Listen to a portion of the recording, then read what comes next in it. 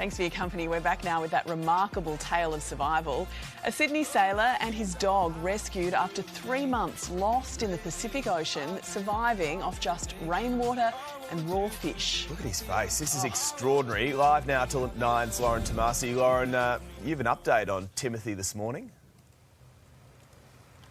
Yeah, really positive update, Clint and Jane. We've just received a fresh image of Timothy Shaddock this morning. We'll bring that up for you. He's there with his cup of coffee and a blood pressure monitor on, doing well a few days after being pulled to safety from those tuna trawlers there. I've spoken to his doctor this morning in Mexico. He tells me he's stable, he's doing very well, and that he's got all completely normal vital signs. It's quite the remarkable tale of survival at sea. It was 3 days ago when Timothy Shaddock from Sydney was pulled aboard that tuna boat after being out at sea for some 3 months. He left La Paz in Mexico a few months back. He was making his way across to French Polynesia with his dog Bella on board. You can see Bella in quite a few of those photos. They were hit by a storm and that wiped out Timothy's communication methods.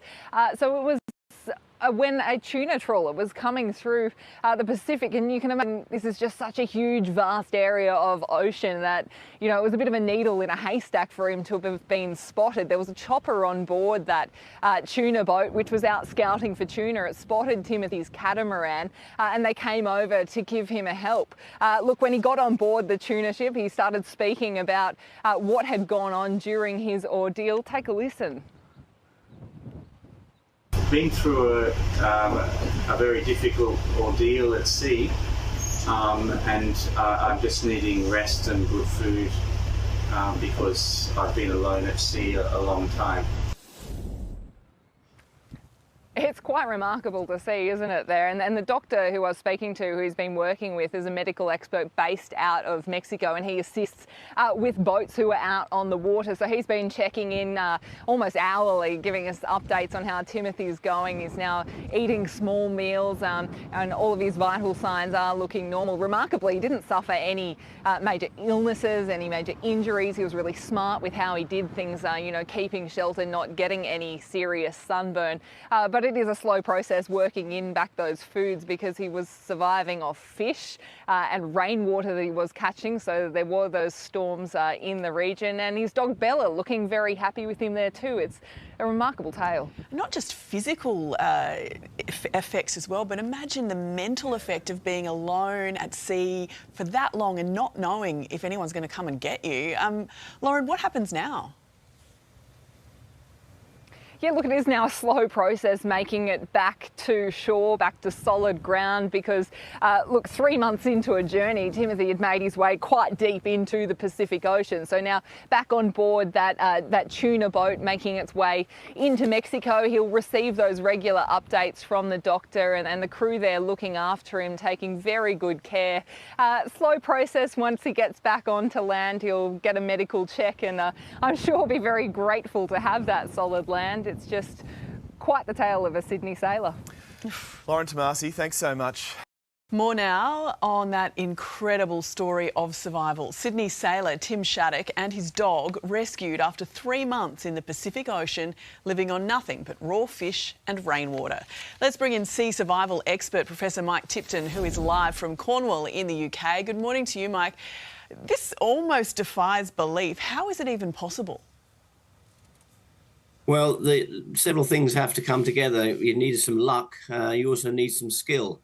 These voyages of any great length tend to occur in the Pacific. So if you look back through history, they tend to occur in warm environments because if it's a cold environment, you just don't survive long enough. And once you get into those kind of conditions, then your major requirement is for fresh water. And then it's down to some luck. It's down to whether or not you have a reverse osmosis pump, which you can make water from seawater. If you haven't, then you're very dependent on rainfall and something to collect that rainfall in that's not contaminated with salt. So it's a combination of luck and skill, and also knowing, for example, as Tim did, that, you know, during the heat of the day, you need to protect yourself because the last thing you want when you're in danger of becoming dehydrated is to be sweating. Goodness me. I mean, a few people have already made comparisons to that striking resemblance, really, to Tom Hanks in Castaway.